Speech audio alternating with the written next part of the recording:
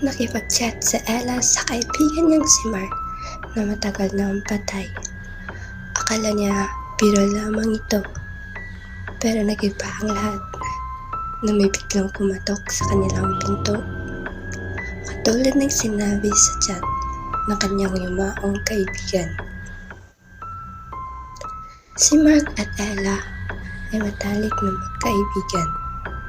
Walang kahit sino man ang makakapaghiwalay sa kanilang dalawa.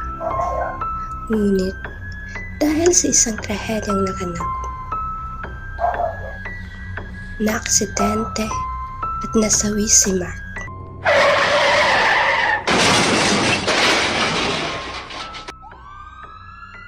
Mister, are you okay? Don't let me leave, Mark. Doon natapos ang masayang samahan nilang dalawa.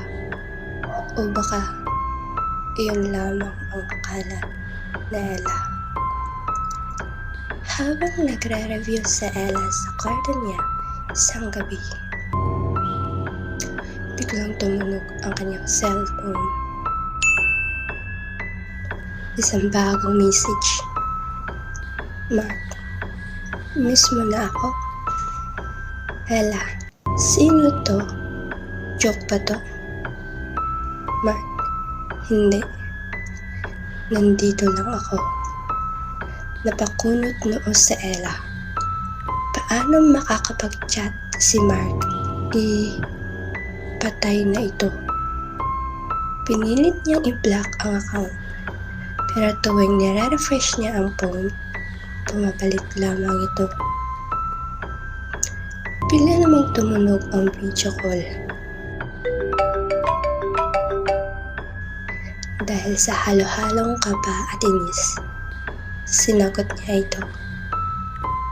Pero nang mag-connect ang call, itim lang ang screen. Walang muka, tahimik. Ngunit biglang may nagsalita. Buksan mo ang pinto. Kasunod nito ay may kumakatok sa pintuan na Ella. Nang buksan niya, walang tao sa labas. Isinarado na niya ang pinto at pagtingin niya sa phone ay nakaliputo pala ito. Tumigil ang pag-chat at tinapos na Ella ang kanyang pagre-review. Kinabukasan, nakita ng nanay na Ella ang kanyang phone sa kama. May missed call ito mula kay Mark. Laking gulat ng ina dahil wala na si Mark.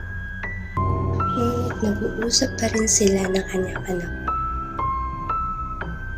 At nang kanyang tiningnan ang galang mga screenshots ng chat na Ella at ni Mark at isang bagong kuhang litrato na Ella na may nakapatong sa balikat nito na imay.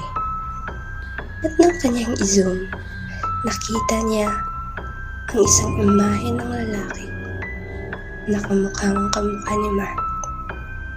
At may nakalagay, walang sino man ang makakapaghiwalay sa atin.